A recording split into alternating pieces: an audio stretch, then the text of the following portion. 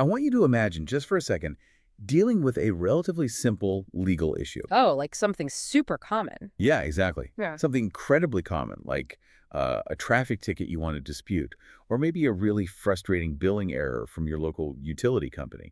Think about that feeling that instantly drops into your stomach. Right, that heavy dread. It is this universal heavy dread of legal red tape.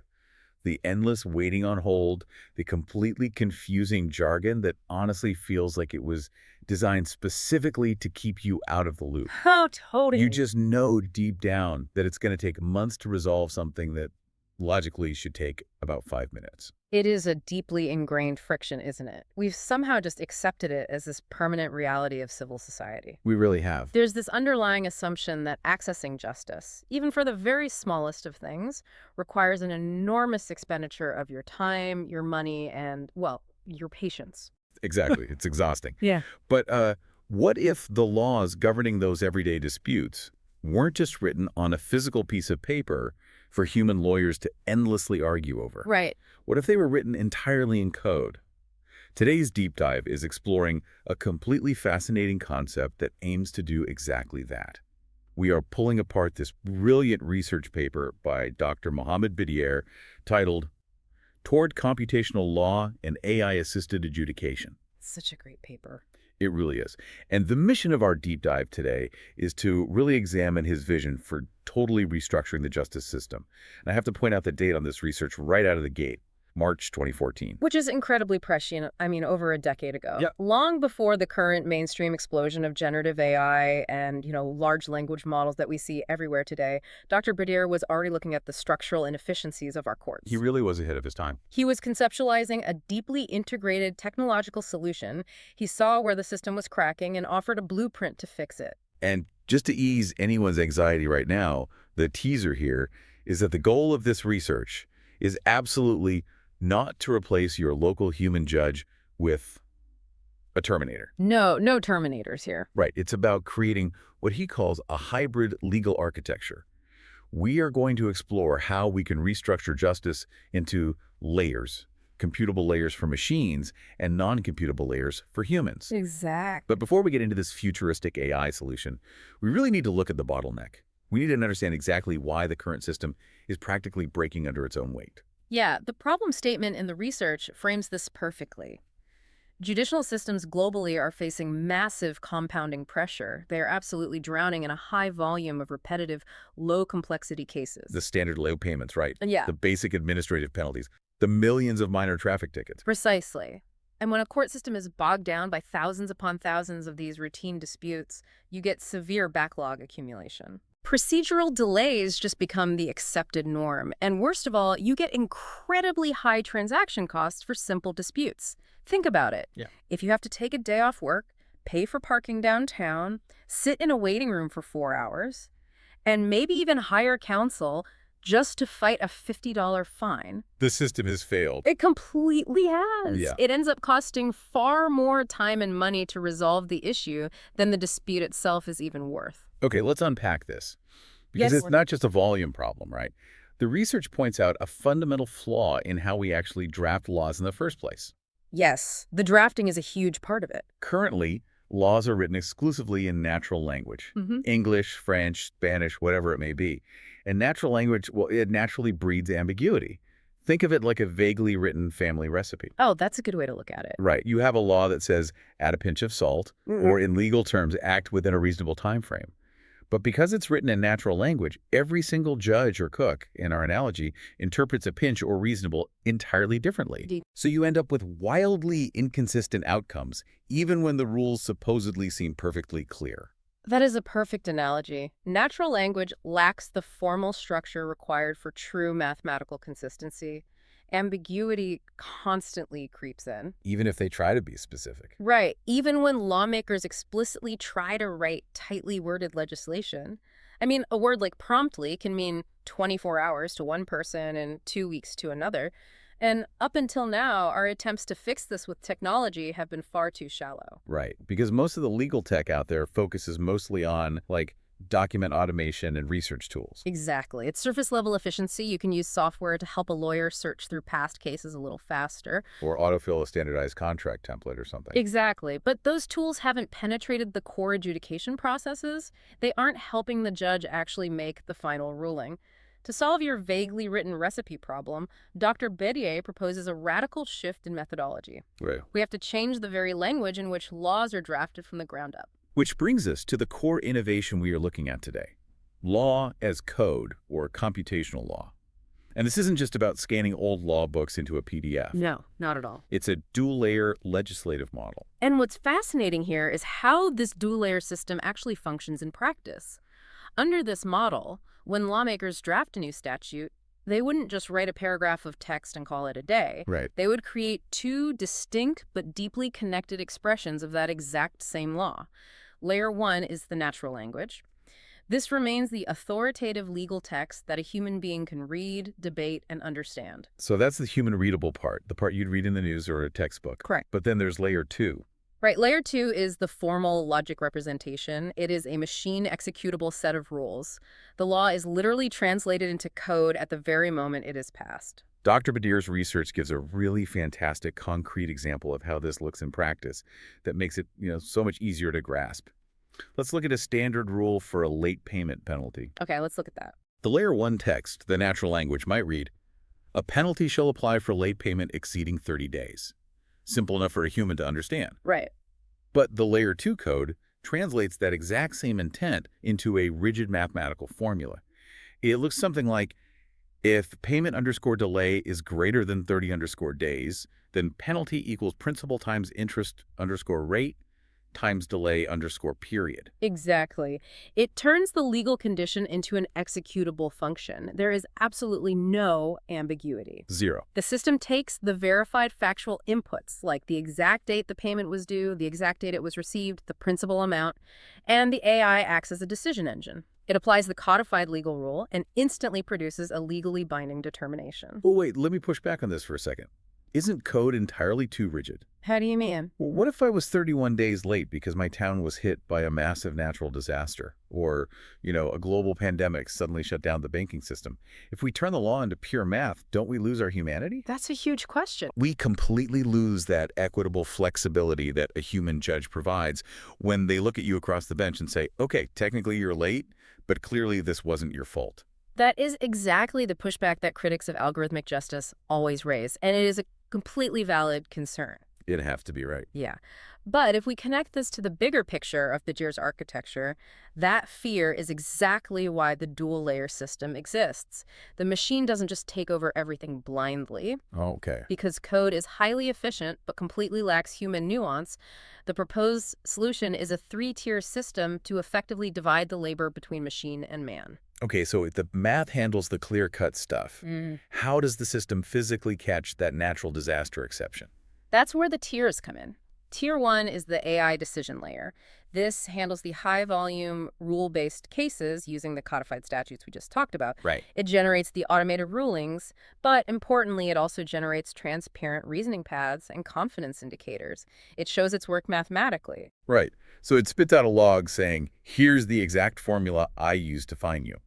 But when that formula fails the common sense test, we need Tier 2. Exactly. Tier 2 is the human judicial oversight. This is where the human judge sits. They review appeals coming up from Tier 1. They handle the exceptional cases, the ambiguities, the natural disasters. That makes sense. If you receive an automated penalty for that 31-day late payment, you have the fundamental right to appeal it to Tier 2. That human judge has the full authority to override the AI's decision. Oh, wow. Yeah, they step in to interpret rules that are intentionally left a bit open to interpretation, what the research calls open-textured provisions.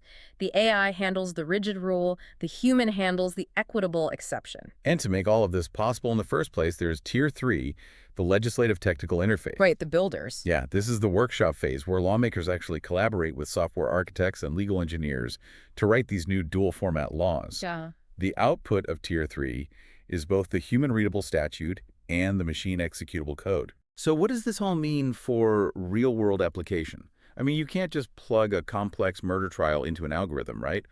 Where does Dr. Badir suggest we actually apply this? You certainly cannot automate a murder trial, and the research is very careful to outline a specific case typology. It maps out exactly what can and cannot be safely automated based on the complexity and the stakes involved. So if we look at that typology, the high suitability categories are things like administrative penalties, tax and customs disputes, and standard traffic violations. Because those categories rely heavily on fixed rules, numeric thresholds, and binary conditions. Right. Did the vehicle run the red light at this specific timestamp? Yes or no? What is the reported income and what is the corresponding tax bracket? It's highly formula-based, making it perfect for Tier 1 automation. Then you have moderate suitability. This includes standard small claims and routine commercial disputes. They have some mixed factual and legal complexity, but a lot of it is still grounded in measurable things. Like breach of contract and financial damages? Right. A business contract might have a codified SLA, a service level agreement. If server uptime drops below 99%, the code automatically triggers a compensation clause. Makes sense. But finally, you have low suitability.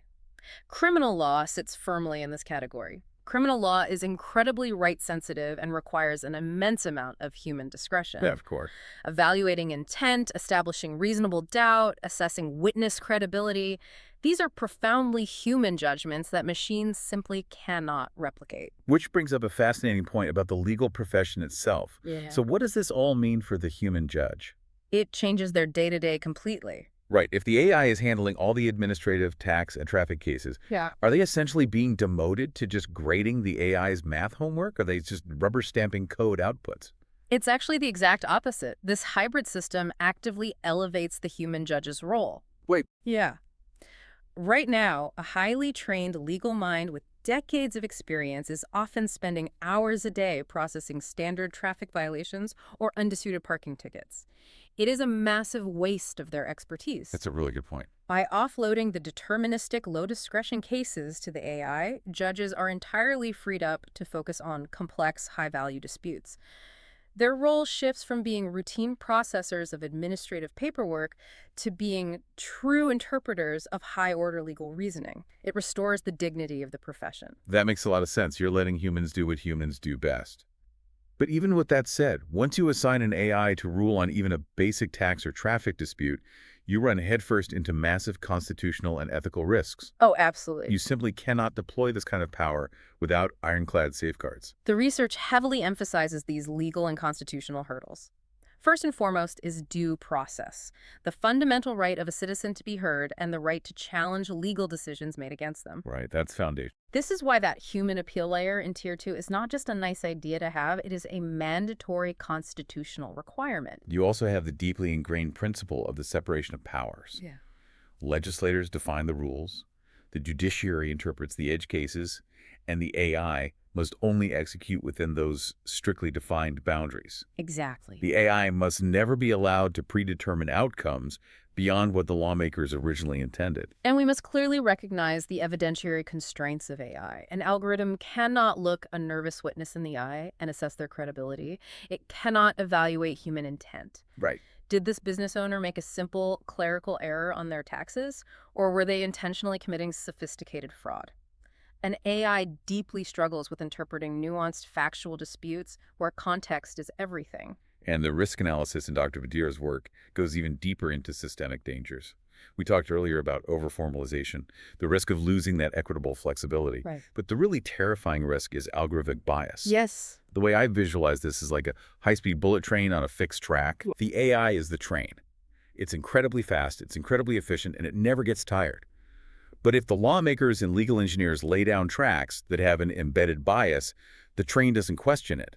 It just delivers a biased outcome at super speed. That is a brilliant analogy. It raises an important question about system integrity at scale. Exactly. To put it simply, if historically data shows a certain demographic was penalized more often due to flawed human practices or historical prejudice, an AI trained purely on that data doesn't know it's flawed. Right, it just looked at the numbers. It just mathematically replicates that penalty rate, but now it does it millions of times faster. It automates the flaw at super speed, creating systemic error on a massive societal scale. Bias embedded in rule design can impact thousands of citizens before it's even detected by oversight committees. Which brings us to another major structural risk legitimacy concerns. Right, the danger of the public fundamentally rejecting dehumanized justice. People have a deep psychological need to feel heard by their government. They really do. If a cold algorithm denies your insurance claim or revokes your business license, it feels incredibly alienating. It feels like the system doesn't care about you as a person. And of course, there are the massive technical risks. Cybersecurity threats, system vulnerabilities. What happens if a nation's court AI decision layer gets hacked by a malicious actor? Oh man, that would be a disaster. These precise risks are exactly why Dr. Badir does not suggest simply flipping a switch overnight.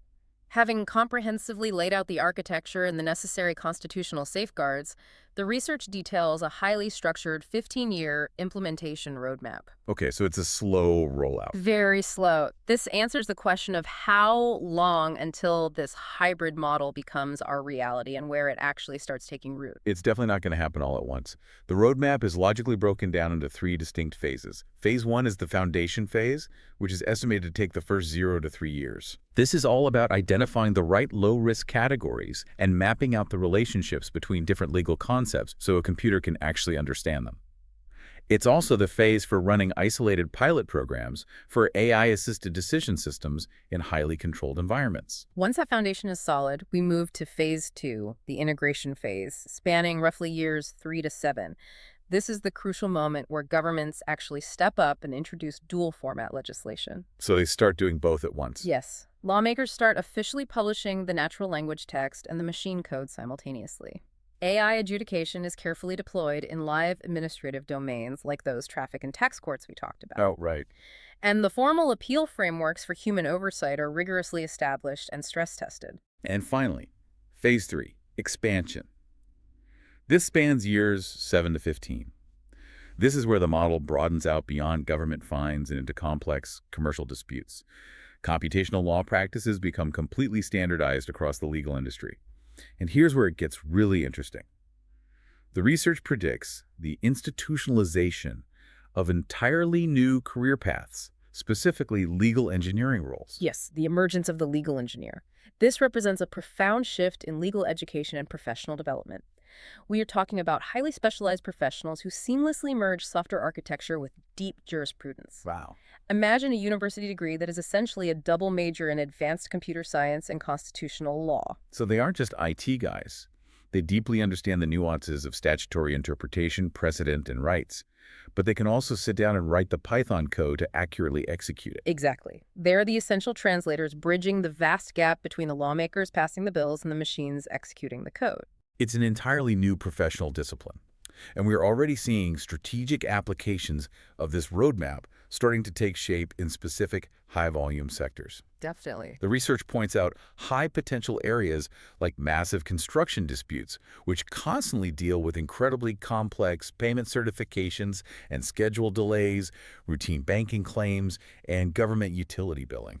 The push for this will likely be driven heavily by government smart courts initiatives and broader digital transformation agendas. Oh, for sure. Public sector efficiency programs are constantly looking for measurable ways to reduce administrative burdens, clear out multi-year backlogs, and significantly lower operational costs. But the crucial takeaway is that none of this works without strict, unyielding governance. The research outlines the absolute necessity of robust ethical frameworks. We are going to need powerful oversight. Bodies like specialized judicial councils and regulatory authorities built specifically to monitor these AI systems. And those oversight bodies must proactively enforce rigorous audit mechanisms. There must be continuous periodic reviews of decision accuracy, proactive hunting for those hidden bias indicators we discussed, and aggressive stress tests of system integrity and cybersecurity.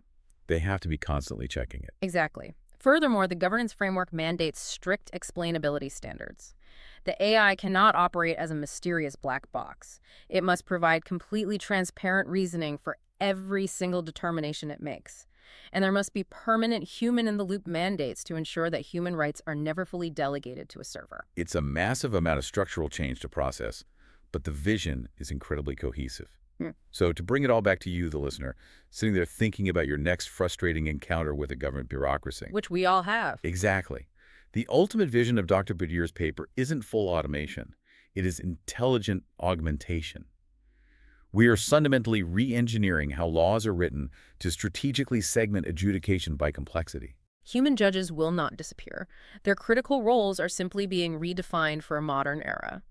They will transition from routine processors of paperwork to deeply focused interpreters of high-order, complex legal reasoning. Right. And for the average citizen, a carefully designed hybrid model means faster justice, significantly lower out-of-pocket costs, and much greater consistency, all while fiercely maintaining the foundational principles of the rule of law. It fundamentally changes our daily relationship with the friction of the legal system. Yeah. But it also leaves us with a really provocative thought to mull over as we wrap up today. We talked earlier about the visceral fear of dehumanized justice and the cold rigidity of machine code. Right. But consider the alternative reality we live in right now. If an AI denies your legal claim, but it provides a 100% auditable reasoning log showing you the exact mathematical formula, the exact logic path, and the exact statutes it used to reach that conclusion, is that actually more fair than standing before a human judge? A human judge whose internal mood, whether they had breakfast that morning and their quiet, unsaid prejudices, are completely invisible to you and can never, ever truly be audited. Wow, that really puts it in perspective. It's a massive paradigm shift in how we fundamentally define transparency and fairness in justice. Keep exploring this idea on your own and stay insanely curious about where this is heading, because the tracks for that bullet train are already being laid. Thanks for joining us on this deep dive.